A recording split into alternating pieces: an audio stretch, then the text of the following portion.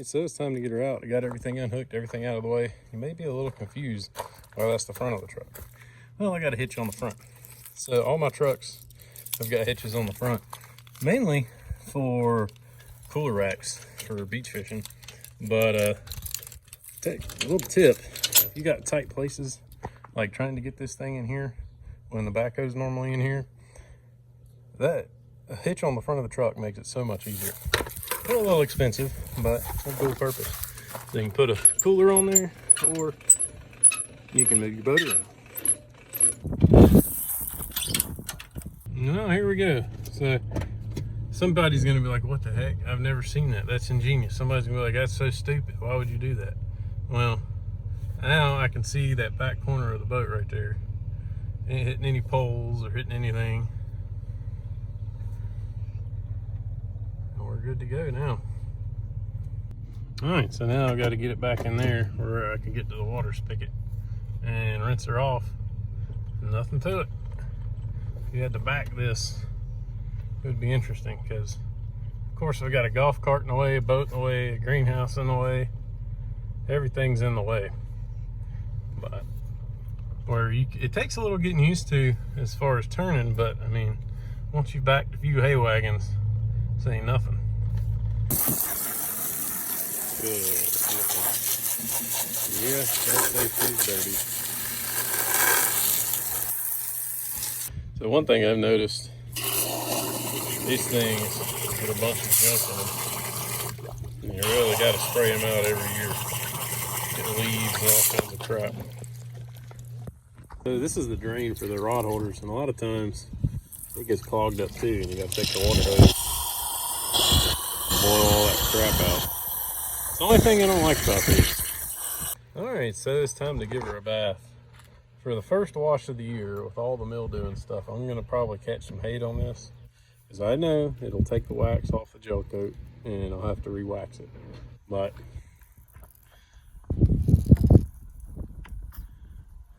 and that ain't it. If it gets better, people are gonna really love this one. I know it's not good on the gel coat. I know that, but to get all that mildew and crap off, it takes about one wipe, setting for a couple minutes, and all that junk will come right off.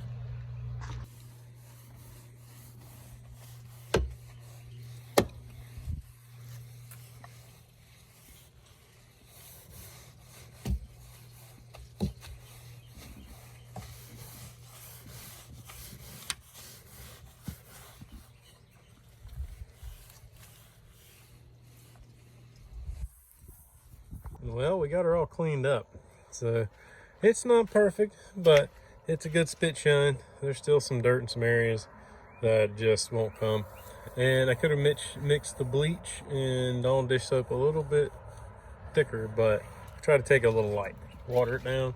But it's getting ready to get fished, so I'm not too worried about it. It'll be dirty as all get out in one fishing trip. So I'm not one of those that likes to keep them completely spotless. Clean is good enough. I've decided the old skiff needs an upgrade. I've always thought about this. I always wanted to do this to the skiff, and it's nothing really big, but it's something big to me that's going to change the way I fish a little bit. So let's get going and see what we're doing. Yep, a boat seat. So this may be pretty basic to most people, but this boat's never had a boat seat as long as I fished it, since I was 6-7 years old. And I've always wanted one just to kind of see. I mean, crappie fishing all day long, the way I do it, beating the banks and, you know, casting all day and fishing all day, it wears you out a little bit. So I thought, hey, we'll put a seat on here. Either I'll use it, somebody will use it, and it'll be an option because there's no seating on the boat. The seating is only up here on the top, which is pretty decent to fish from, which I like, but I kind of want one on the front. So I don't know anything about seating, never installed a seat before, so I figured, what the heck, I'll make a video about it and somebody can laugh at me.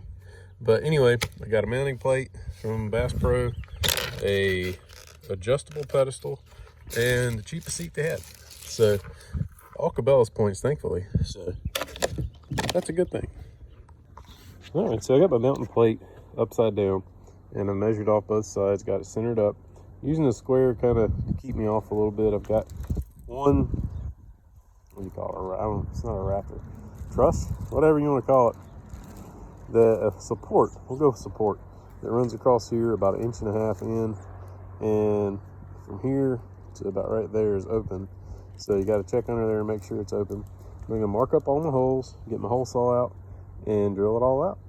So I just noticed that this thing's tapered in, so I'm going to have 2 1/8, 2 1/4 inch hole for this to fit down in. And that's going to be pretty big, but I'm going to over drill it. I'm going to over drill all my holes so I can seal the wood with epoxy, because this deck is wood.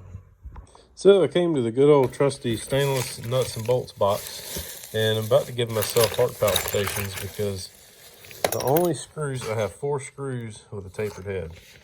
And the only other 2 that I seem to find have a straight head. And boy, I don't know about y'all, but that's gonna make me just go crazy.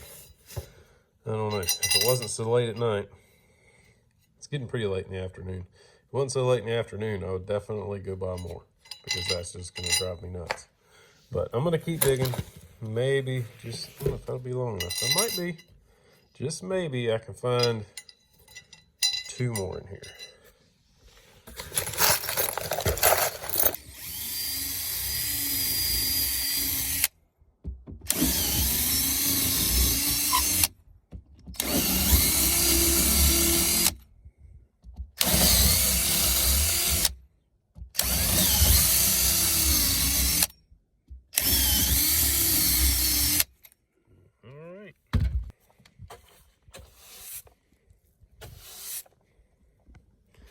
Got to keep it clean. I just washed it.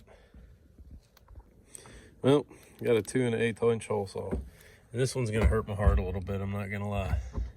So you got to really start off kind of slow, so you don't break your arbor.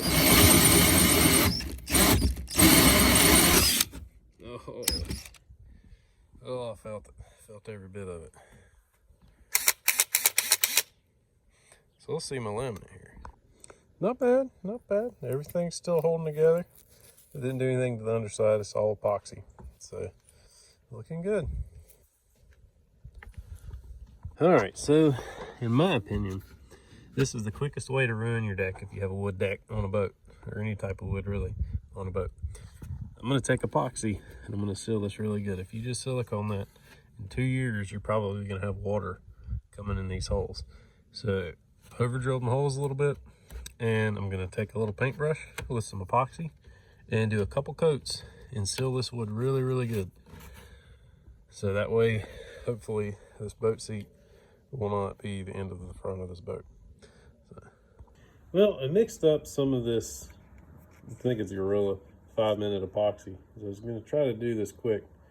But this stuff is so thick, I'm not feeling it. It's not thick enough to absorb into the wood, or it's not thin enough to absorb into the wood. I'm gonna mix up a different batch of the marine epoxy stuff, and it's a little bit thinner. I think I'm gonna like that a little better. It's thinner, it'll soak into the wood, and it's gonna take a lot longer to dry. I won't be able to do anything to it till tomorrow, but I'll feel better about it because it'll be soaked into the wood. This is so thick. It'll probably thin out a little bit before as it kicks off, but it's gonna be pretty dang quick. So I think I'm gonna just go ahead, use some marine epoxy, and with the thinner viscosity, let it absorb into the wood. And if I need to in the morning, I'll see, and I can always put another coat or 2 on it. Well, I got me a little batch of epoxy mixed up, and I'm just going through and coating it really good. And I'm gonna give it about 10-15 minutes, and I'm gonna give it another little coat. Just to make sure that wood is really good and sealed up. I'm doing the holes as well, same thing. Giving them a good little coat of epoxy, sealing that wood up where no moisture can get in. Well, it's the next day, and I've let this cure all day. I put another coat on here this morning and sealed everything up really good. And I forgot yesterday just to test, make sure this thing fit actually. So it looks like we're good, and everything's gonna work. So I did go back through, I filled these up so much with epoxy, and I drilled a 5/16 hole, so I went back with a 1/4 inch bit because I'm just using 1/4 inch, and that's what I've got. So we're gonna go ahead and get this thing put on. So even though I sealed the holes, I'm still gonna do some 5200 Probably could get by with 4200, probably be a little bit better, but I've got 5200, so that's what I'm gonna go with. So I'm gonna just smear a little bit inside these holes and just double check that it's sealed. Put a little in there each hole, and I'm gonna smear it around. Just triple checking the boxes that all these holes are completely sealed, because the last thing I want is for this deck to rot, because I've put a lot of time and a lot of money in this boat, and I don't want to see it just rot because I was complacent and didn't want to seal the holes up good. So I'm just gonna smear some of that on there. It's probably overkill, but you know, I would rather be safe than have a rotten deck.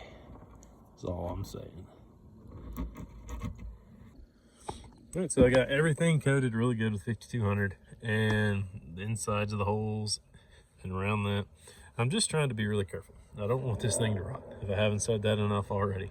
So a word for the wise, if you're not familiar with 5200, it's pretty much boat super glue. So if you use 5200, this thing's gonna be really hard to get off. 4200 is more like a silicone, a stronger silicone, and this is an adhesive. So 4200 still has a little bit of adhesive properties, but if you ever want to take it off again, like when I come to take this off, I'm going to have to pry it off, and the gel coat's probably going to come with it, which I'm fine with. I don't care.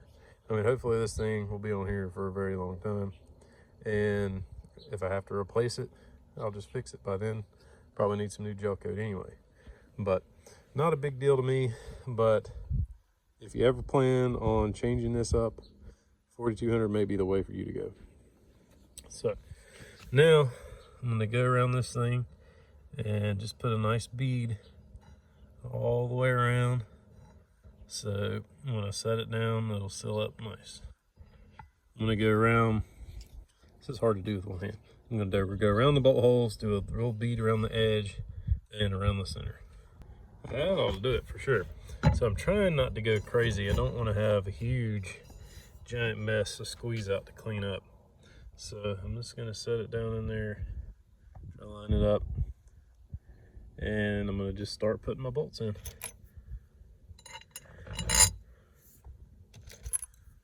That ought to do it for sure.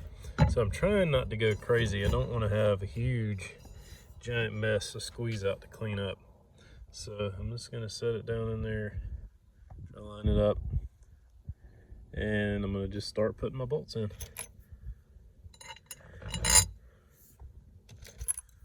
Might ought to put a little bit on the heads of those bolts just so they don't leak down in there. Well, if I don't have this 5200 on my camera by the end of this, it'll be a miracle. But I decided to go around the head of the bolt, put a little bit on there, so when it sinks down in there, it's sealed as well, and water can't get down around the bolt down in there. So when you're doing this, you're probably going to need a half roll of blue shop towels, because this stuff, I'm telling you, it is messy. And once you get it on, it's hard to get off. Like I've done messed up right there. That's probably going to be there forever. But oh well. Well, that's pretty much it. All I gotta do is put the nuts on the bottom and tighten it up, and she's done deal. Well, I finally got them all tightened up. Should have got the drill and used that, but that's all right. I got a little bit of squeeze out, not too much. This is the one thing that I could definitely work on a little bit, is how exactly to clean up. The best way is caulk. Caulk has never been my strong suit, so if you're looking for advice on that, I'm the wrong person. So I'm just going to keep going with rags and trying to clean it up the best I can. Well, it's starting to get dark on me, and this is the second night in a row I've worked on this till dark. For some reason, during the day, it just takes me forever. So this thing came with 4 screws. I may end up putting some washers on them, but I'm going to flip this thing over, and I like this pedestal pretty good. So I'm going to flip it over and bolt it on. Well, the old Skiff Finally got a seat. So I can, you know, I was thinking I used 1/4 bolts on that. I'm a pretty big guy. I might should have used 5/16, but time will tell. All right, so my feet barely touch the ground. See, my legs are at an angle, and I can sit flat-footed, but this thing's almost too high. But by gosh, this is gonna make for some good crappie fishing. Well, we got it on there, and everything's dried up. I took some carb cleaner and ended up cleaning that up a little bit, brake cleaner, carb cleaner. So the seat looks pretty dang good, I think. It's not super steady. I definitely wasn't right up here going, but it'll work for what it needs, for what I need it for. It'll be good to crappie fish out of, mess around with, and it's gonna be nice. I do wish I would have got the size down, because it's fine for me, but I'm 6'4", and like if I take my daughter with me or my wife or anything, they're probably not, their feet ain't gonna touch the ground. So it's a little misleading, the pedestal size. I didn't quite account for the thickness of the seat. I measured an office chair to see the height before I did order it, but oh well. It looks pretty good. So this is the one I ordered, 22.5 to 29.25. I think this is meant more for a leaning post, although it's not quite sturdy. Well, I guess it's plenty sturdy for a leaning post. So the actual measurement, this is all the way down, 23 inches to the bottom, 27 to the top. So I think an office chair sits right around 21 to the top of the seat. So that's definitely a little bit different. I figured the seat was gonna be a little bit, but I wanted it a little bit higher than an office chair. I got it. So it'll work fine for me, but anybody else that's not 6'4", probably gonna be a little tall. She goes on up there. Should definitely, that's not even all the way up. That's the size I could reach from out here, but it goes way on up there. So you could set up in there and see for a long ways. But anyway, I forgot to mention, I used big fender washers on the bottom side and lock nuts. And anything on a boat, I think you should use lock nuts and big fender washers if you got them. So maybe could have used 5/16 screws. I think 1/4 inch will be fine, but probably would have been a good idea looking back on it. But it is what it is now. I can always change them out later. Well, we got her kind of cleaned up, and the only other thing there is to do is always make sure the tilt and trim go up and down. I had one year where it got low on fluid or something, kind of randomly. I had never checked the fluid in it, I don't think, and it wouldn't raise up when we got it out, so that wasn't good. But seems to be working.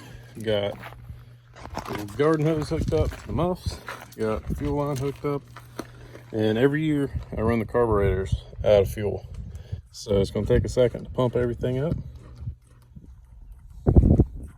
Sometimes I didn't think about it, but sometimes I will take a little pin and run about a drink bottle or so out of the fuel line, just in case there's any trash in that fuel line from setting over the winter. But hopefully there's not. I didn't think about that till just now. So we got the power on, got everything ready. It's probably gonna take a minute, but let's see. A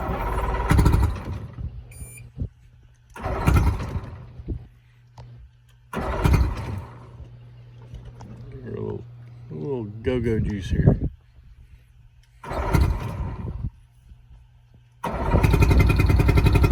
There we go, almost.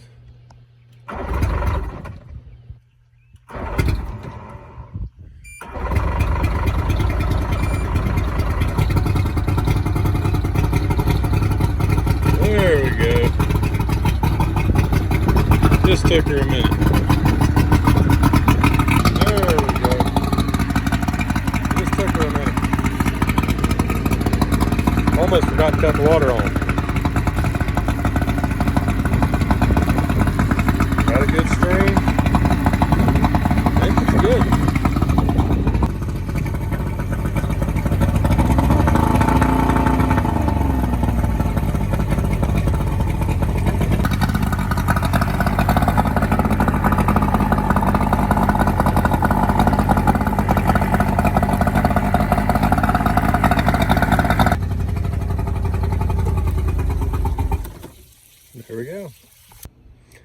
Well, I think she's good. She seemed to run pretty good to me. So I went ahead and got some marine grease, and I did take the fuel line off. I ran it out because I was planning on going hopefully soon. The weather's not going to allow it. The wind's blowing 20 miles an hour. You can see the greenhouse flopping every day, and they're calling for rain for the next couple days. So I'm going to put her back in the shed for now, unfortunately. But I got the 2 grease fittings up there, and I always rub some grease on the steering linkage there. And that piece of junk I ordered off Amazon, it's supposed to cover it all up, keep it all in, but it just went to pieces in like a month. So I need to get a new one of those, little bellow or whatever you call it for the steering rod assembly. And I'm going to lift it up. I think there's another grease fitting under here. I can't remember, but I'm going to lift it up, get all the grease fittings, grease up the trailer with marine grease, and this bad boy will be good to go. Well, feel a little stupid. Been looking for like 5 or 10 minutes trying to find the grease fitting on this thing. I knew it had one. There it is. And apparently I didn't do a very good job of cleaning the grease off last time. So, get that thing pumped full of grease and we'll be good to go. There we go. Back home sweet home, unfortunately. Well, that's going to be it for this video. Hope you liked the video, found something helpful. Please subscribe. We'll see you next time.